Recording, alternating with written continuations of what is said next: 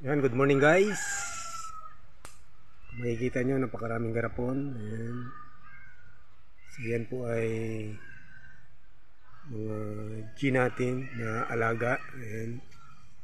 So makikita nyo sa loob. Ayan, oh. So mamaya, bubuksan natin. Magsasample tayo. Lalabas tayo dyan. Ayan. At titingnan natin. So yun kasi yung mga paraan para manatili silang malakas. Ayan.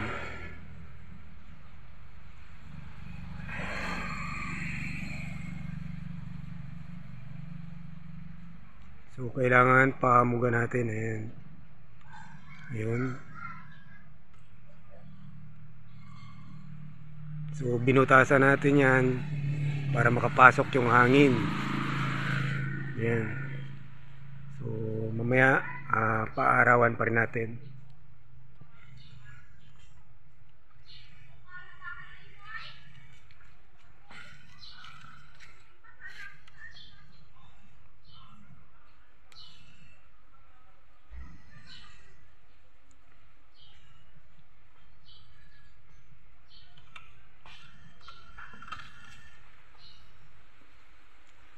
At yun nga, ganito talaga yung pag-aalaga raw para manatili silang malakas. Ayan. Pero guys, kapag pininaw natin to, so ang gagawin natin kasunod ay papakainin naman. Hayang! Papasok ni si Hayang! So papakainin naman natin to pag nilabas. Ayan. Para magkaroon sila ng continuous ulit na lakas. Ayan. Pagkatapos naman nun, papakainin natin. So ganito yung gagawin natin. So ngayon, magbubukas tayo ng isa. Titingnan natin kung okay ba. Ayan.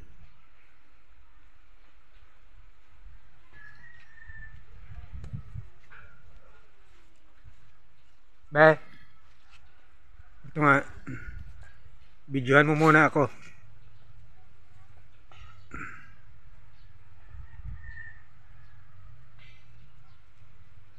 Tatawagin lang natin yung magkukuha ng video sa atin. So mahirap magbukas eh. Be, videohan mo muna ako para matingnan natin tong ano, mga alaga. Ano mo lang.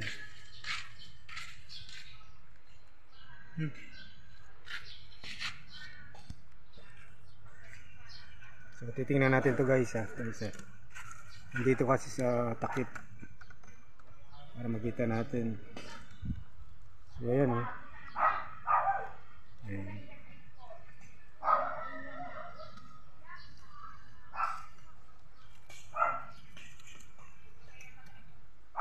Hawakan mo.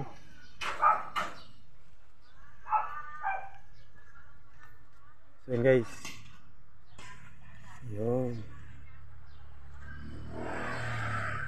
Dito mo press na press pa rin yung gagamba.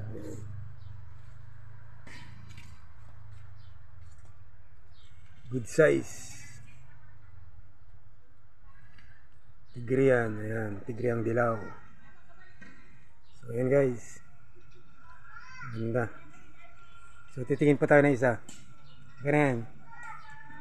Okay na yan. So babalik ulit natin. Ayan.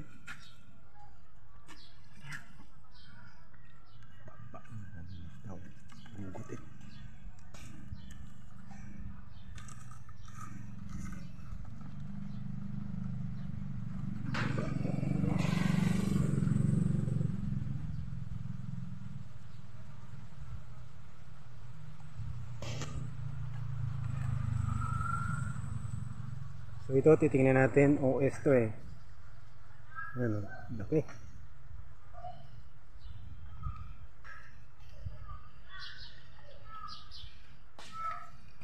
So mamumula-mula na maitim. Ayan.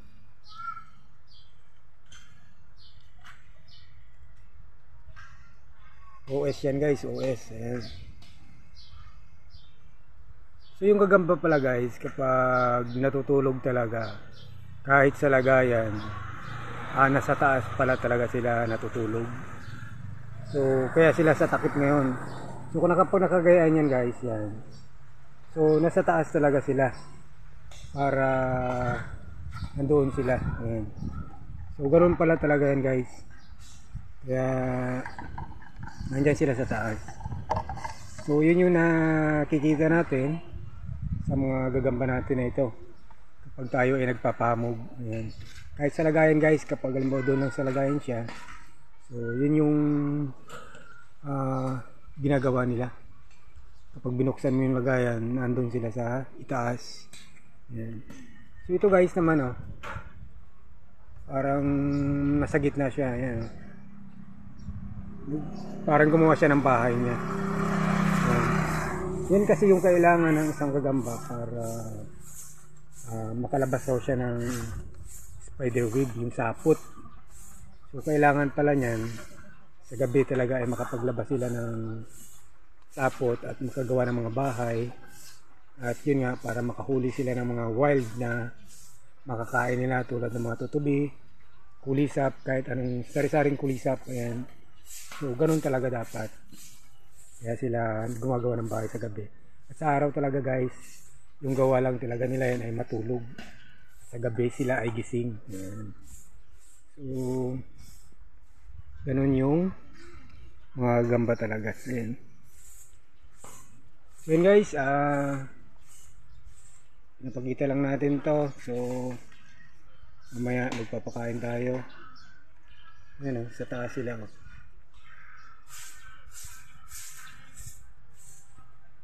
So yan, mga garapon, binutasan natin para makapasok yung hangin.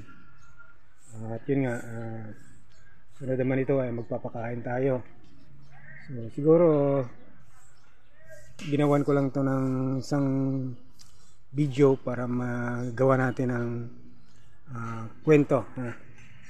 At yun nga, shout out sa lahat ng mga gagampits dyan, sa mga spider lovers dyan. Ayan. Sa mahilig sa mga gamba, yung mga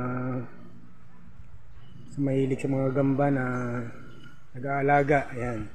Ako magsisimula din, pero lahat guys, susubukan ko kung ano yung pwede natin gawin. Makahanap tayo ng mga labanan para makagawa tayo ng content at may pakita natin sa lahat yung traditional na ginagawa na ito. Ayan. So dito guys, walang anuman yung ating ginagawa. Magawa lang tayo ng video para maipakita lang natin at maisabuhay lang natin yung traditional ng ganitong pamumuhay. Ayan. So tayo naman nakadepende yan sa atin. So kung tayo mamasamain, nasa sa inyo na yan. Basta ako, yung ginagawa ko,